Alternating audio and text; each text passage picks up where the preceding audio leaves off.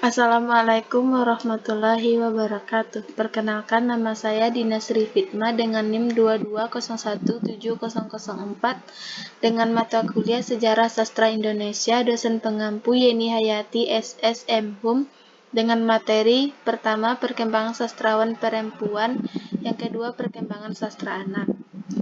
Pertama, perkembangan sastrawan perempuan. Sejarah sastra Indonesia mencatat betapa banyaknya sastrawan kita yang memberi warna dalam rangkaian perjalanannya. Secara urutan waktu, sastra Indonesia terbagi atas beberapa angkatan, dan karya sastra yang lahir dalam periode tertentu memiliki satu ciri khas yang membedakan dengan angkatan lain. Setiap periode sastra tersebut selalu memunculkan para sastrawan yang menjadi ikon dalam setiap zamannya. Pada angkatan Balai Pustaka, contohnya, roman angkatan ini bercirikan 1. Bersifat kedaerahan, mengungkapkan pokok persoalan di daerah tertentu saja. Kedua, cenderung romantis sentimental, di mana tokoh utama dalam roman angkatan ini kebanyakan dimatikan atau mengalami penderitaan yang luar biasa. Yang ketiga, bertema sosial, tidak mengandung unsur politik, tidak menyinggung golongan tertentu.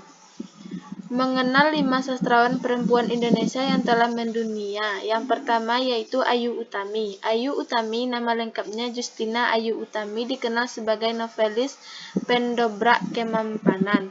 Ia dilahirkan di Bogor, Jawa Barat pada tanggal 21 November 1968. Ketika menjadi wartawan, ia banyak mendapat kesempatan menukis.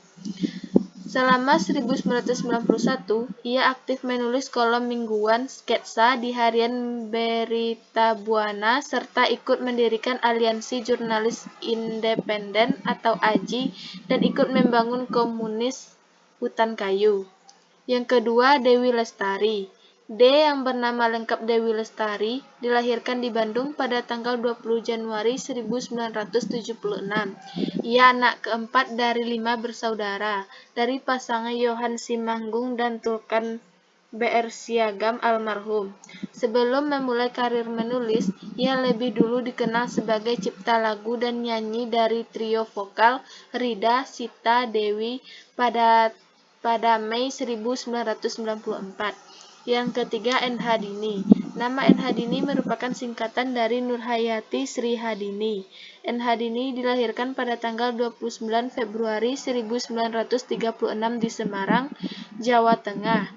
Ia adalah anak kelima atau anak bungsu dari 4 bersaudara. Bakat dalam menulis tampak sejak dalam berusia 9 tahun. B. Perkembangan sastra anak. Sastra anak di Indonesia mulai berkembang pada tahun 1945. Anak-anak mulai mengenal cerita yang mengandung unsur didaktis, cerita yang berkembang seperti dongeng, buku cerita, dan buku-buku terjemahan di luar negeri. Pada tahun 1945, buku bacaan anak dianggap kurang memadai. Sastra anak diyakini sebagai kontribusi yang besar untuk perkembangan agar kepribadian anak dilaran proses menuju kedewasaan agar menjadi manusia yang memiliki jati diri yang jelas. Ahli pakar pendidikan dan psikologi perkembangan bertutur mengenai perkembangan anak yang harus dipahami jika seorang yang ingin lebih dekat atau ingin menguasai dunia sastra anak. Hal ini dapat membawa dampak logis dan adanya keunikan yang juga berbeda dengan teks atau lisan yang dinyatakan sesuai matching dengan tiap tahap yang dimaksud. Berikut adalah tahap perkembangan anak. Yang pertama, perkembangan emosional. Yang kedua, perkembangan intelektual. Yang ketiga, perkembangan imajinasi. Yang keempat, pertumbuhan rasa sosial. Yang kelima, pertumbuhan rasa etis dan religius. Yang keenam, eksplorasi dan penemuan. Pada saat anak bercerita atau memberikan pertanyaan, anak belum bisa melihat atau memilah bahasa yang baik untuk dirinya. Mungkin menggunakan bahasa sendiri supaya anak mendapatkan bahasa yang baik dan benar dan mendapatkan bacaan yang sesuai dengan dirinya. Kita sebagai orang terdekat harus memperhatikan bacaan sastra yang digunakan sehari-hari oleh anak. Karena bacaan sastra terhadap anak sangat berperan penting dalam menunjang pertumbuhan dan perkembangan terhadap anak. Dengan menyimak atau membaca karya sastra, secara sadar atau tidak, memperoleh bahasa dan kosakata mereka terus meningkat. Bertambahnya kosakata turut pula meningkatkan keterampilan berbahasa mereka.